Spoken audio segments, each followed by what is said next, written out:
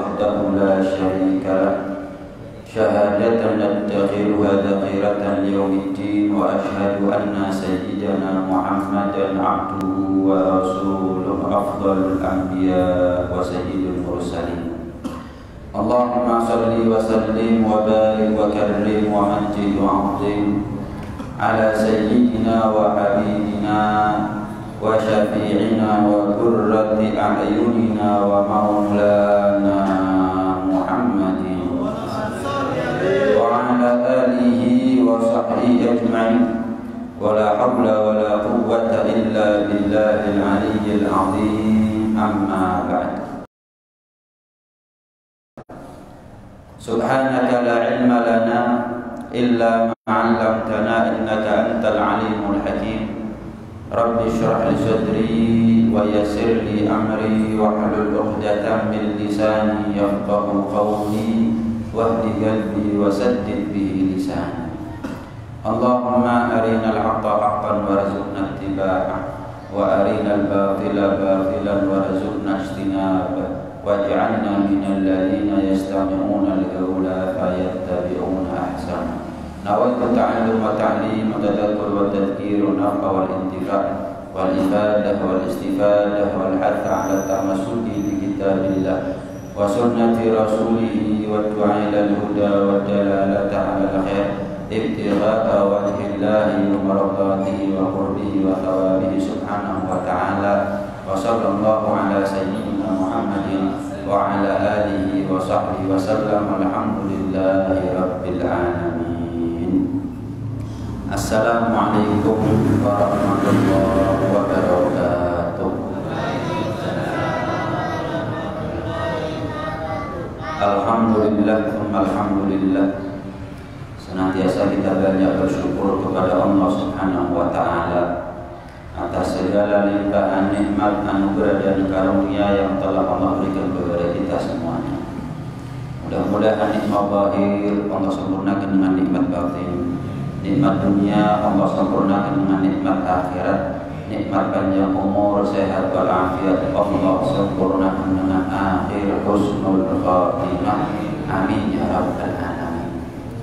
Melanjutkan pengajian kita Fuyudat Rabbaniyah, kitab tafsir karya Al-Habib Zain bin Ibrahim bin Smith, yang mudah-mudahan Allah kasih panjang umur beliau dalam keadaan sehat walafiat, dalam keadaan taat kepada Allah, patuh kepada Rasulullah, dan mudah-mudahan Allah jadikan ilmu bermanfaat zahir batin dunia akhirat. Begitu juga mudah-mudahan ilmu kita juga menjadi ilmu yang manfaat, ilmu yang barakah. Amin ya rabbal alamin.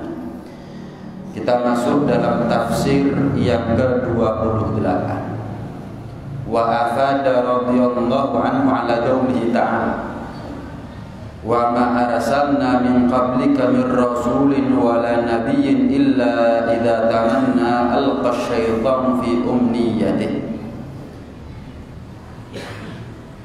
Allah Subhanahu wa taala berfirman di dalam Al-Qur'an, wa ma arsalna, dan tidaklah kami mengutus, kami Allah melantik, min qablika, sebelum engkau wahai Muhammad sallallahu alaihi wasallam, min rasulin wala nabiyyin, tidaklah kami wahai Muhammad sallallahu alaihi wasallam, tidaklah kami Allah melantik seorang nabi, seorang rasul, seorang utusan sebelum engkau, illa idza tamanna, kecuali jika nabi tersebut atau rasul tersebut memiliki keinginan, memiliki harapan, alqasyaitanu fi umniyatihi, maka niscaya setan itu, iblis itu akan menghembuskan di dalam keinginan nabi tersebut. Anna Nabiya sallallahu alaihi wasallam yatamanna hidayatal ibad. Enggak ada nabi, enggak ada rasul, lebih-lebih Rasulullah sallallahu alaihi wasallam, kecuali mereka punya harapan kaumnya, umatnya mendapatkan hidayah dari Allah Subhanahu wa taala. Enggak ada nabi, rasul, utusan Allah yang menghendaki kaumnya celaka, enggak ada. Lebih-lebih Rasulullah sallallahu alaihi wasallam. Enggak ada nabi yang justru menghalang-halangi hidayahnya Allah untuk umatnya, kaumnya, enggak ada. Apalagi baginda besar Habibuna Muhammad sallallahu alaihi wasallam. Itu keinginan Nabi. Gimana caranya kita dapat hidayah? Cuman setan nggak diem. Bukan hanya Allah yang boten sari, setan ini juga boten sari. Seorang ulama pernah ditanya, Kiai, setan ini tidur nggak ya? Sambil tertawa kiainya jawab, kalau setan tidur kita juga tidur. Artinya apa? Kita punya waktu untuk istirahat dari godaan, dari bujukan, dari rayuan setan. Nggak ada. Kita tidur digoda setan. Buktinya apa? Kita pernah dengar nggak satu riwayat? Kalau ada orang nggak bangun tengah malam, nggak bangun tahajud, nggak bangun di sepertiga malam terakhir, itu tandanya bahwa telinganya sedang dikencingi sama setan. Kita tidur, nggak dibiarkan sendirian kita kecuali digoda oleh setan, dikencingi sama setan. Biar apa? Cenok tangi. Kapan kita bangun? Setan itu menghembuskan nafasnya di muka kita biar ngantuk. Sama kadang-kadang kita ini ngantuk gara-gara kipas angin. Dihembuskan. Tapi begitu kita melawan setan dengan bangun, maka ikatan setan terlepas. Satu ikatan setan terlepas. Ketika kita wudu dengan menghembuskan atau menghirup air kemudian kita keluarkan dari hidung, ikatan setan yang kedua terlepas. Dan ketika kita takbir, ikatan setan yang ketiga terlepas. Dilawan. Kapan kita bangun? Untuk bangun malam atau untuk sholat subuh? Yang jelas setan punya 3 ikatan. Yang 3 ikatan ini nggak mungkin bisa lepas kecuali ada perlawanan, ada perjuangan, ada usaha, ada upaya, ada ikhtiar dari kita semuanya. Wasyaitana yatamanna idlalahum. Sementara ketika Nabi berharap kita dapat hidayah, setan berharap kita sesat. Setan berharap kita sesat. Kemudian Allah melanjutkan dalam firman-Nya gimana? Fayansahullah ma yulqis syaitan thumma yuhkimullah ayatih. Allah menghapus apa yang dihembuskan oleh setan, bujukan rayuan setan. Thumma yuhkimullahu ayatih. Allah justru menetapkan, menguatkan, mengokohkan, meneguhkan ayat-ayatnya. Ini ayat, setiap ayat itu ada sababun nuzul, latar belakang kronologi kenapa ayat itu turun. Diceritakan Habibuna Muhammad sallallahu alaihi wasallam, beliau adalah manusia yang sangat berharap umatnya ini selamat. Kalau perlu semuanya dapat hidayah. Nggak ada satupun yang kafir kalau perlu. Laqad ja'akum rasulun min anfusikum azizun alaihi ma anittum harisun alaikum bil mu'minina raufur rahim. Ini ayat luar biasa. Tidak pernah Allah memuji dengan satu ayat yang jangkep pujian kepada seorang nabi kecuali ayat ini. Min anfusikum azizun alaihi ma anittum harisun alaikum bil mu'minina raufur rahim. Rauf rahim itu sifatnya Allah. Tapi bagaimana Allah sendiri menisbatkan sifat rauf rahim kepada nabinya? Itu menunjukkan betapa mulianya Rasulullah SAW. Rasulullah itu azizun alaihi ma anittum. Sumpek ngelihat kita sumpek, sedih kapan kita sedih. Kalau kita payah, Rasulullah ikut merasakan kepayahannya kita. Harisun alaikum, Rasulullah sangat rakus, sangat serakah melihat kita beriman kepada Allah. Artinya Rasulullah sangat kepingin kita menjadi orang yang baik, menjadi orang yang selamat zahir batin dunia akhirat. Kepingin Rasulullah SAW. Pernah sekali waktu di zaman beliau ketika masih hidup melihat ada jenazah orang kafir, seorang Yahudi mati digotong. Rasulullah nangis. Sahabat tahu, ya Rasulullah, hanya karena jenazah seorang Yahudi engkau tangisi ya Rasul? Maka beliau menjawab, yang aku tangisi bukan karena Yahudinya, tapi yang aku tangisi aku merasa gagal berdakwah kepadanya. Kaumku, satu di antara mereka nggak selamat, nggak dapat hidayah, kurang aku ini. Ada kekurangan dariku sehingga dia gagal mendapatkan hidayahnya Allah Subhanahu wa taala. Mati kafir, masuk neraka. Itu yang membuat aku nangis. Walaupun sebetulnya Nabi gak ada gagalnya dalam dakwah. Seperti yang pernah saya sampaikan bahwa manusia, sekalipun Nabi, sekalipun Rasul, sekalipun utusan, yang dinilai oleh Allah adalah usaha, bukan hasil akhir. Hasil akhir bukan kapasitasnya kita, itu kapasitasnya Allah. Maka Allah tidak nilai sesuatu yang di luar kapasitasnya kita. Nabi nggak punya. Innaka la tahdi man ahbabta walakinnallaha yahdi may yasha. Engkau wahai Muhammad sallallahu alaihi wasallam tidak memberikan hidayah kepada siapa yang kamu mau. Tapi Allah yang punya hak penuh memberikan hidayah kepada siapa yang Allah mau. Jelas ya? Kepingin semuanya selamat, tapi Allah punya kehendak. Beruntung kapan kita dapat hidayah. Kapan kita dapat hidayah itu tandanya Allah punya keinginan kita selamat. Kapan Allah takdir kita menjadi mukmin, muslim, iman Al-Quran, iman kepada Rasulullah dan seterusnya, itu tandanya Allah masih punya karep kamu selamat. Kapan kita mau ibadah, kapan kita maksiat, menyesal, itu tandanya masih ada secercah harapan buat kita untuk selamat. Yang harapan itu Allah buat bum-bum dengan hidayahnya, Allah buat besar karena hidayahnya. Saya mau tanya, yang buat kita selamat siapa? Diri kita sendiri? Kita? Bukan, karepnya Allah. Cuman harus kita perjuangkan, tapi hasil akhir miliknya Allah. Berarti kapan jenengan sekarang datang ke masjid dikasih lenteng, dikasih gampang, dikasih lancar, datang ke masjid, itu tandanya Allah punya karep jenengan selamat. Allah masih berharap Anda selamat. Berapa banyak orang punya karep ke masjid tapi gagal ke masjid?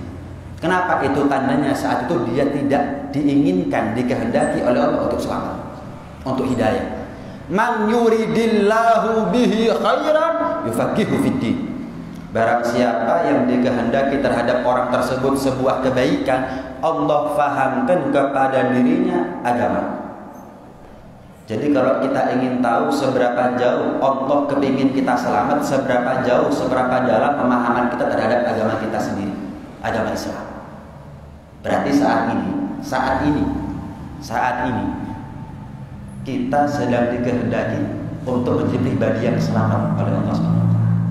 Tinggal gimana caranya hidayah ini kita jaga, hidayah ini kita rawat. Nih kita masuk masjid, ibarat dapat tiket masuk surga. Gimana caranya keluar nggak hilang ini tiket? Gimana caranya kapan keluar nggak lencung ini tiket? Jenengan kalau masuk stadion dari Malang ke Kanjuruhan, Kudanan, tiketnya lencu oleh medu. Suwek, tuku pak, tuku asli gak palsu, lencu, gak payu. Sama, gimana caranya iman kita gak lencu sehingga malaikat Ridwan mengakui bahwa kita adalah penghuni surga. Apalagi hilang, tuku pak, sumpah tuku aku, tuku kena calong ada tuku. Larang 35 kena 100 mau di Persebaya Pak. Bayar, hilang Pak. Mosok gak oleh mlebu. Kaiso. Ngaku punya iman, sumpah dua iman, sumpah dua iman. Tapi kalau gagal dia membuktikan, malaikat Ridwan, jatahnya kamu bukan saya, jatahnya kamu malaikat Malik. Kata malaikat Ridwan. Alhamdulillah, nikmat. Beruntung kita menjadi seorang muslim. Beruntung kapan kita mendapatkan hidayah dari Allah Subhanahu wa taala. Ceritakan Rasulullah kepingin lihat umatnya selamat. Sehingga Rasulullah punya harapan, mudah-mudahan ketika itu Rasulullah berharap, mudah-mudahan sebentar lagi turun ayat dari Allah Subhanahu wa taala, Jibril bawa firman, Jibril bawa wahyu, yang isi dari firman tersebut, isi dari wahyu tersebut membuat hubungan saya dengan orang-orang kafir Quraisy tambah enak, tambah dekat. Mana pernah hubungan Rasulullah dengan orang-orang kafir Quraisy dekat, harmonis, enak, nyaman, gak ada. Tapi Rasulullah kepingin mereka selamat. Lihat tuh Rasulullah, disakiti, nggak dendam, kepingin tetap mereka selamat. Diteror, diancam dan seterusnya, enggak. Tidak berubah sikap dan sifat Rasulullah, tetap berharap mereka selamat memeluk agama Islam. Ketika itu parah-parahnya, Rasulullah berharap ada Jibril bawa wahyu yang membuat hubungan beliau dengan orang-orang kafir Quraisy menjadi lunak, menjadi enak gitu. Kepikiran Rasulullah SAW. Maka sekali waktu Rasulullah, ada riwayat ketika beliau sholat, ada riwayat ketika itu beliau tidak sedang sholat, tapi pada intinya beliau sedang membaca surat An-Najm, wan najmi idza hawa, dan seterusnya, yang pada ayat ke-19 dan 20 Allah berfirman, afara'aitumul lata wal uzza wa manata tsalitsatal ukhra. Allah dengan dua ayat ini menegur orang-orang kafir Quraisy. Gimana caranya? Lata, Uzza, Manat, kalian nanti menjadi Tuhan. Yang ketika itu orang-orang kafir Quraisy sangat mengagumi atau sangat getol ibadahnya mereka kepada Tuhan yang bernama Lat, Uzza, dan juga Manat. Subhanallah. Ketika Rasulullah punya keinginan mereka selamat, kemudian beliau menyebutkan di dalam surat An-Najm ayat ke-19 dan 20, afara'aitumul lata wal uzza wa manatal tsalitsatal ukhra. Nih, setan bermain. Pernah nggak kita ini ngalami satu hal kepikiran terus keperucut? Kepikiran satu hal terus, bahasanya kita ya, bukan bahasanya Rasul ya. Ini bahasanya kita, ngelantur kalau ngomong. Gara-gara kepikiran. Jadi orang ngomong apa, kita jawabnya apa? Gak nyambung. Apa? Ngomong apa? Gini. Kita sadar, loh, saya kok ngomong gitu ya. Kita sadar itu gara-gara kepikirannya kita. Itu bahasanya kita ya. Jangan dinisbatkan sama Rasulullah. Singkat cerita, Rasulullah bilang begini. Ini permainannya setan. Rasulullah bilang, tilkal gharaniqul ula wa inna syafa'atahunna la turtaja. Lata, Uzza, dan Manat adalah sesembahan, adalah berhala-berhala yang syafaatnya mereka sungguh diharapkan. Wah, orang-orang Quraisy saat itu, waduh, seneng. Wah, Tuhan-Tuhannya kita akhirnya disahkan sama Rasulullah, sama Muhammad. Bahasanya mereka dilegitimasi, mendapatkan keabsahan. Lata, Uzza, mana Tuhan-Tuhannya kita. Kata Muhammad tadi, syafaatnya diharapkan. Wah, cocok. Diteruskan bacanya. Nggak sadar Rasulullah, nggak sadar. Saking kepikirannya.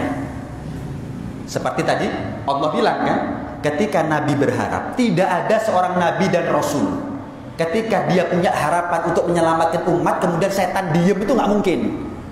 Disinilah setan bermain ya, dengan lisan mulia Rasulullah SAW. Rasulullah keperucut, sesuatu yang sebetulnya itu bukan firman-Nya Allah Subhanahu wa taala.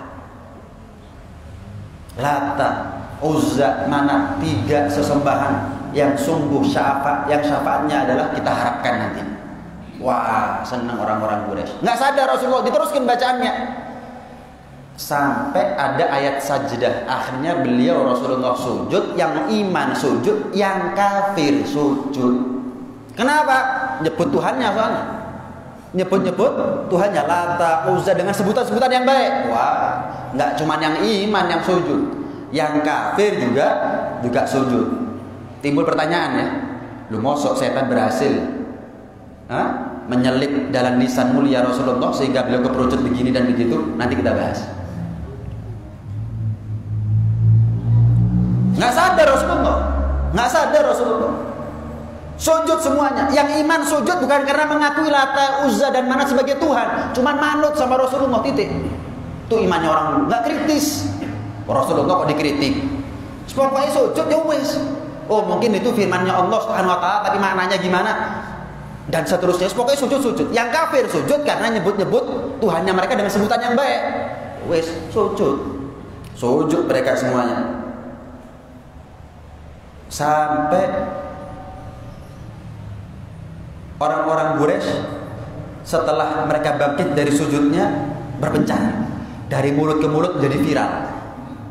Muhammad, bahasa mereka, mengakui Tuhannya kita. Dia sebut bahwa Lata, Uzza diharapkan nanti syafaatnya mereka bisa menolong kita. Cocok. Memang kita iman kok sama Allah. Orang-orang kafir Quraisy iman sama Allah. Cuman mereka berbuat kesyirikan, mengakui ada Tuhan selain Allah. Kalau kita kan enggak. Imannya iman tauhid. Apa itu? Enggak ada Tuhan kecuali Allah. Wah, cocok kalau begini. Wah, kalau Muhammad seperti ini aku melok agama nih. Kata orang-orang kafir Quraisy saat itu yang berada di kota Mekah. Malah mereka mengatakan qad dzakara Muhammadun alihatana bi ahsani dzikr.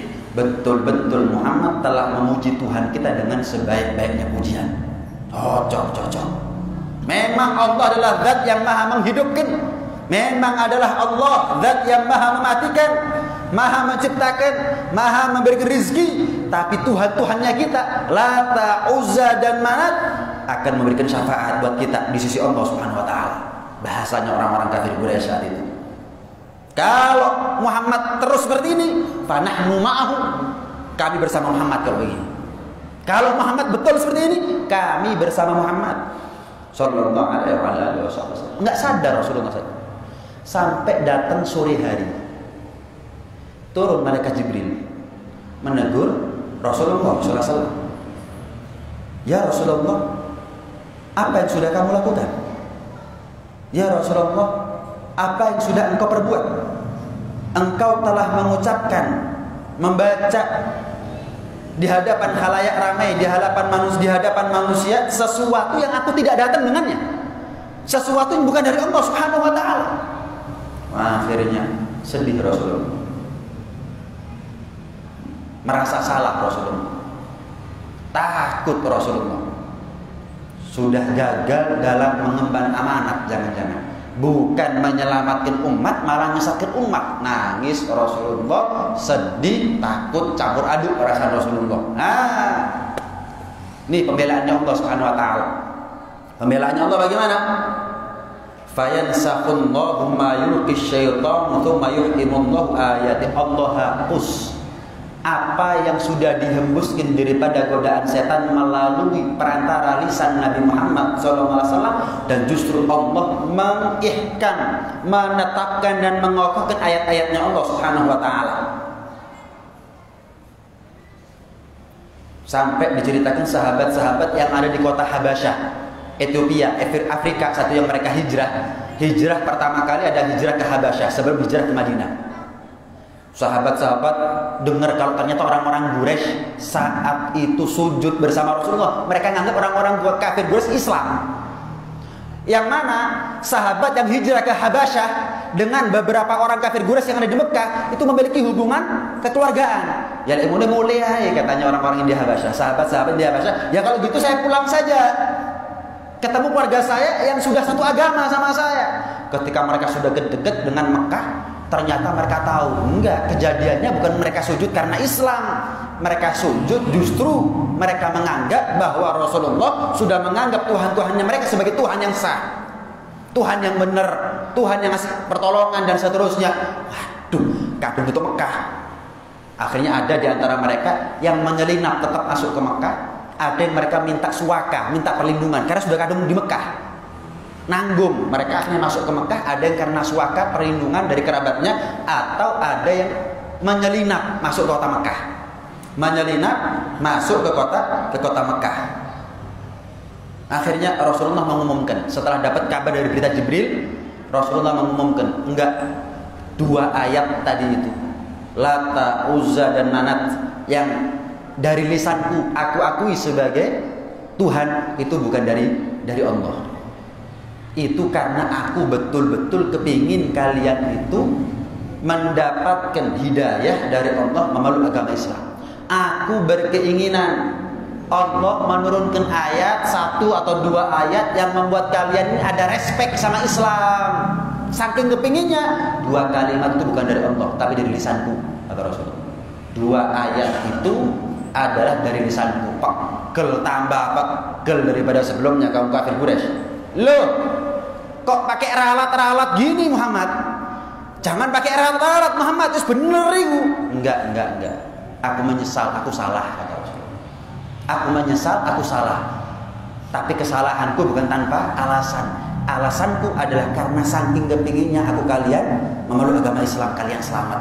Enggak, itu bukan dari Allah. Tambah pegel kaum kafir Quraisy kepada Rasulullah sehingga mereka mencaci, memaki, mencerca, meneror habis-habisan Rasulullah lebih daripada sebelumnya.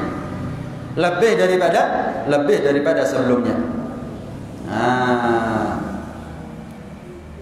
kemudian apa? Kemudian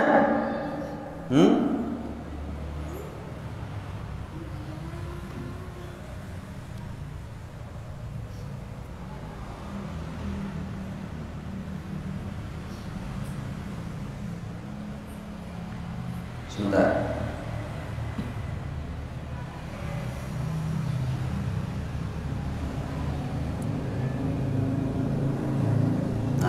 Dibahas oleh ulama. Bagaimana mungkin Rasulullah bisa keliru? Bagaimana mungkin Rasulullah itu bisa keperucut di dalam membaca Al-Quran, menyelipkan 2 ayat yang bukan wahyu dan firman dari Allah Subhanahu wa taala? Bukankah Rasulullah adalah nabi yang maksum? Wallahu ya'simuka minan nas. Aku, Allah, akan menjaga kamu daripada manusia, wahai Muhammad. Maka dikatakan oleh sebagian ulama, yang pertama, Rasulullah SAW itu sebetulnya tidak membaca. Ada khilaf ya. Ada pendapat yang mengatakan sebetulnya itu 2 ayat bukan dari lisan mulia Rasulullah, cuman bisikan setan di telinganya orang-orang kafir Quraisy saat itu. Telinga mereka dibisiki oleh beberapa setan yang menyebutkan ketika Rasulullah sholat, atau riwayat lain beliau dalam keadaan nggak sholat tapi membaca surat An-Najm, ada 2 ayat yang meneguhkan dan mengabsahkan ketuhanan dari Lata, Uzza dan Manat. Akhirnya ketika mereka sujud, Rasulullah sujud, mereka kompak sujud. Padahal bukan dari Rasulullah. Bukan dari Rasulullah sebetulnya. Ini pendapat pertama. Ada pendapat kedua, Rasulullah pernah sekali waktu pingsan. Ketika beliau Rasulullah SAW pingsan, maka Rasulullah lisannya digerakkan oleh setan. Kalau bahasa kita ngelindur. Nah, ngelindurnya Rasulullah saat beliau pingsan itu seolah-olah meneguhkan bahwa Lata, Uzza dan Manat sebagai Tuhan. Ada lagi yang berpendapat bahwa syaitan itu bisa menyelinap untuk membuat Nabi itu keliru baik dalam ucapannya atau perbuatannya, tapi ala sabilin nisyan, atas jalur lupa tapi bukan karena kesengajaan. Kalau Nabi salah karena godaan setan, lupa lah. Kalau kita kan seneng, itu bedanya jauh ya. keperucut ambek sengaja misuan siji. Nah, itu kita. Kalau Rasulullah enggak. Rasulullah itu memang Allah kasih sabil, Allah kasih peluang, kesempatan bagi setan untuk memanfaatkan sifat manusiawinya seorang nabi. Nabi itu ngomong enggak? Ngomong. Nah, ucapan nabi, lisan nabi, mulut mulia nabi itu menjadi peluang bagi setan untuk membuat keliru ucapannya. Begitu juga dengan perbuatan.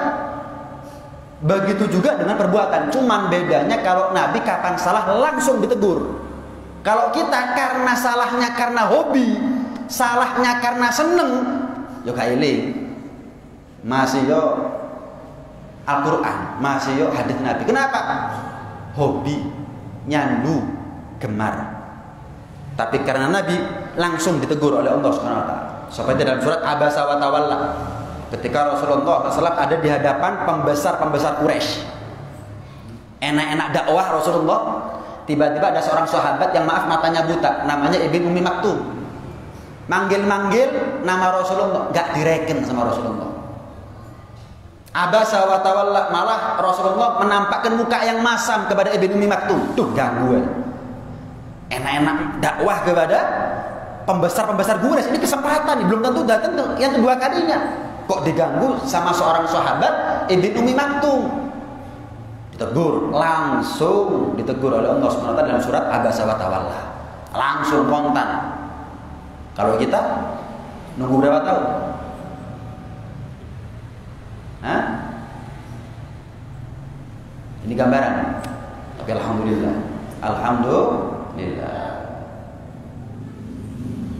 Pernah diceritakan di daerah Tengger. Ini cerita dari ibu saya Akhir Taufik. Masya Allah, ada ketika beliau dakwah di daerah Tengger. Tengger itu Bromo. Saat itu ya, puluhan tahun yang lalu, mungkin 20-30 tahun yang lalu. Itu beliau dakwah di sana. Ada seorang Hindu yang mau mewakafkan tanah untuk dibuat apa? Masjid. Baik, Hindu wakaf tanah untuk masjid. Lubit boleh tapi boleh. Wakaf walaupun dari orang kafir boleh, selama wakafnya bukan untuk maksiat. Wakaf gereja ya iso. Wakaf di masjid iso. Masuk wong kafir. Singkat cerita diterima sama Abu Taufik. Diterima. Dibangun masjid yang sholat cuma 3 orang waktu itu. Yang Islam cuma 3 orang tok.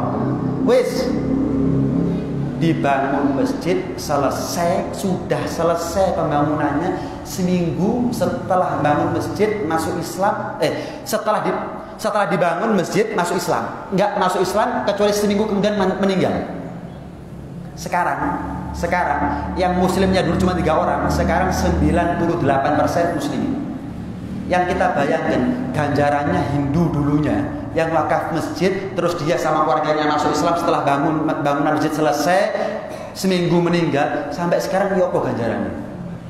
Nggak ada orang muslim kecuali sholatnya di masjid itu. Lihat kalau hidayahnya Allah ya. Itu hidayahnya Allah. Begitu seminggu tobat nunggu Islam mati. Siapa sih nggak kepingin? Pernah diceritakan juga di daerah Australia. Ada pramusaji, wanita pramusaji di bar. Tahu sendiri wanita pramusaji di bar. Yang disuguhkan bukan hanya makanan minuman, tapi auratnya pun juga disajikan. Singkat cerita dia pulang tengah malam. Subhanallah, ketika subuh, setelah subuh, misalnya kalau sekarang jam 5, ada seorang muslimah ngadakan pengajian. Tapi karena daerah minoritas, yang ngadakan pengajiannya di rumahnya. Karena Australia pakai bahasa Inggris, dakwahnya pakai bahasa Inggris. Yang disampaikan kebetulan waktu itu adalah tentang auratnya seorang wanita, mulai ujung rambut sampai ujung kaki. Ini perempuan heran, lah iya, saya ini kan punya agama ya, kok nggak pernah agama saya ngatur pakaiannya saya ya. Tapi Islam ini jangan lagi adab, jangan lagi tingkah laku, cara ngomong, cara ini, cara itu, pakai pakaian diatur. Wah, hebat Islam. Singkat cerita dapat hidayah masuk Islam. Nggak ketemu seminggu kecuali meninggal. Masuk Islam langsung cadaran, Pak. Mulai ujung rambut sampai ujung kaki. Jebret, seminggu mati. Seolah-olah Allah sudah nggak kuat nahan rindu sama orangnya. Seminggu tak cukup. Lihat, orang kalau sudah dapat hidayah, makanya jangan pernah ngeremeh no hidayah. Mungkin kapan kita dapat hidayah, seminggu lagi kita mati. Fala'alla ahadakum an tusibahu nafhatun fala yashqa ba'daha abada. Mungkin kata Nabi, sekali-kalinya kamu dapat hidayah dari Allah Subhanahu wa taala, itu tanda kamu enggak akan celaka selama-lamanya. Pernah kan saya bahas bagaimana pentingnya hidayah. Saya mau tanya, surga bisa kita beli dengan duit? Kita punya dunia beserta isinya. Dunia beserta isinya miliknya kita. Kayunya miliknya kita, tambang emas, perak, batu baranya miliknya kita, semua manusia budaknya kita, ikan semuanya miliknya kita, tanah semua miliknya kita. Surga bisa kita beli dengan itu semuanya. Kita menjadi orang paling berpengaruh seluruh dunia. Kita ngomong iya, semuanya iya. Kita ngomong B, semuanya B. Tapi pengaruhnya kita bisa membuat kita masuk ke dalam surga. Ternyata yang paling mahal bukan itu. Yang paling mahal hidayah. Kenapa hanya hidayah yang membuat kita sampai kepada surga? Anda punya dunia beserta isinya, bisa membeli satu hidayah saja. Anda punya power, dikdaya, bisa power, kekuasaan, pengaruh, kedikdayaan Anda membeli satu kali hidayah dari Allah Subhanahu wa taala. Kalau Allah nggak punya akarat, nggak jadi. Tapi kalau Allah sudah punya akarat, hidayah membuat kita masuk ke dalam surga. Jadi yang paling mahal itu bukan kekayaan, bukan kekuasaan. Yang paling mahal adalah hidayah dari Allah Subhanahu wa taala. Sugih-sugihne wong lek gak entuk hidayah saking Gusti Pangeran, matine pindah dari kenikmatan dunia menjadi kesengsaraan akhirat. Susah-susahnya orang asal dia dapat hidayah dari Allah, matinya dia pindah dari kesengsaraan dunia menuju kenikmatan akhirat. Beruntung-beruntungnya orang salah wis sugih entuk hidayah. Itu berarti matinya adalah perpindahan dari nikmat dunia kepada nikmat yang lebih abadi. Apes sih wong.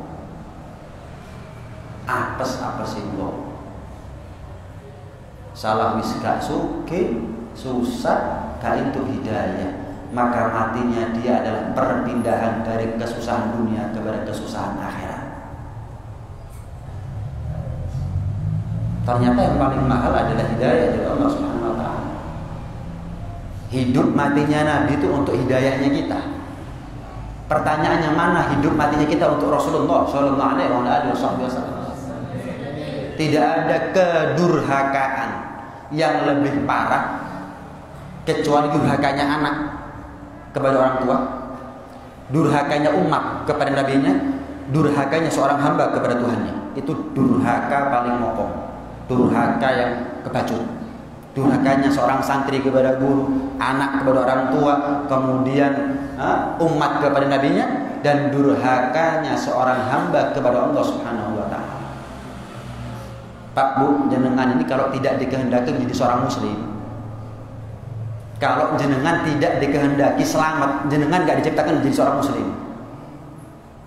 Kalau jenengan tidak dikehendaki oleh Allah untuk selamat, jenengan gak digampangkan masuk masjid.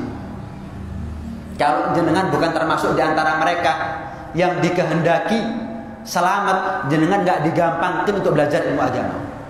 Minimal detik ini kita sebagai muslim, berarti Allah punya akarat kita selamat.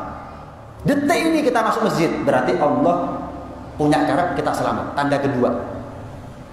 Tanda ketiga, detik ini kita belajar ilmu agama, berarti Allah punya akarat kita selamat. 3 tanda. Kalau kita sholat isya berjamaah, tambah 4. Kalau kita dikasih panjang umur sampai besok, tanda ke-5.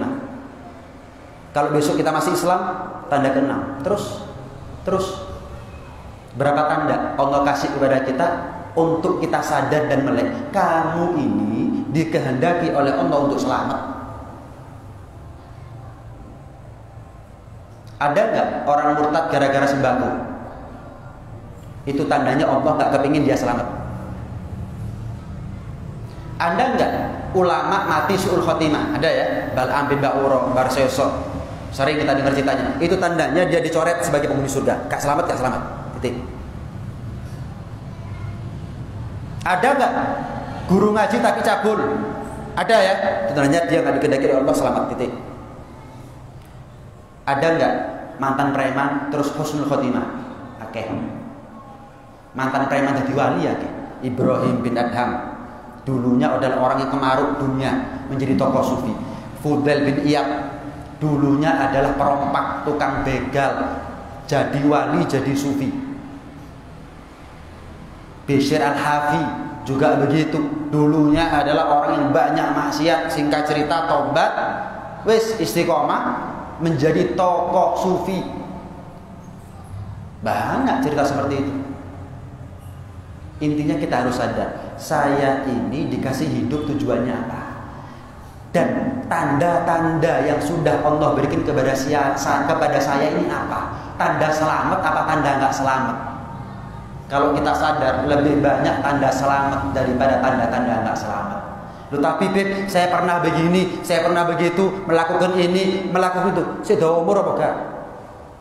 Saya Islam apa enggak? Saya mau masjid apa enggak? Saya sembahyang apa enggak? Ya sudah.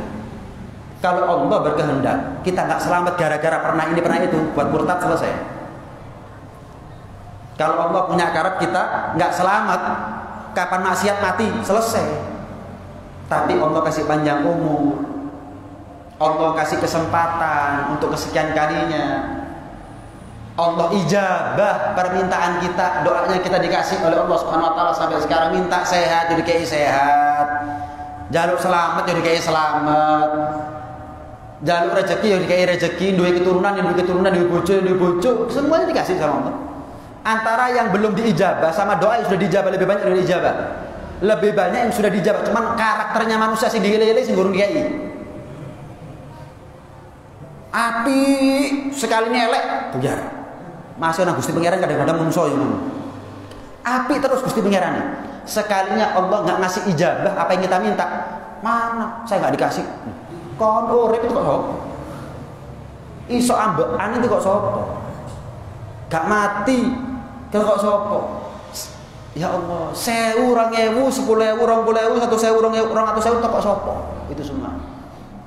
Itu semuanya dari siapa? Itu pribadi. Gimana orang tuanya kamu, gimana suami istrinya kamu, gimana keturunannya kamu. Dikasih selamat, bernafas, hidup, ini dan itu. Itu semuanya dari Allah. Cuman karakternya manusia lebih seneng ngiling-ngiling elek timbangannya sing apik. Masih nang Gusti Pangeran. Karena itu karena itu hadirin hadirat semua dari Allah Subhanahu Wa Taala. Nah, jangan sia-siakan kesempatan dari Allah Subhanahu Wa Taala. Jangan disia-siakan kesempatan dari Allah Subhanahu Wa Taala. Karena itu kalau kita dapat hidayah dari Allah, pegang teguh, cekelan sampai mati. Ojo dicul. Sama seperti jenengan kalau tahu-tahu dapat uang dari orang 15 juta, nyimpennya yo sembarangan.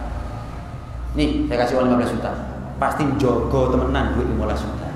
Diteken dek jok sepeda motor, wedi-wedian bisa hilang. Oh iya 15 juta, kasih rabi, Anda dikasih iman sama Allah, dijaga nggak? Anda dikasih Islam sama Allah, dijaga nggak? Anda dikasih hidayah oleh Allah, dijaga nggak?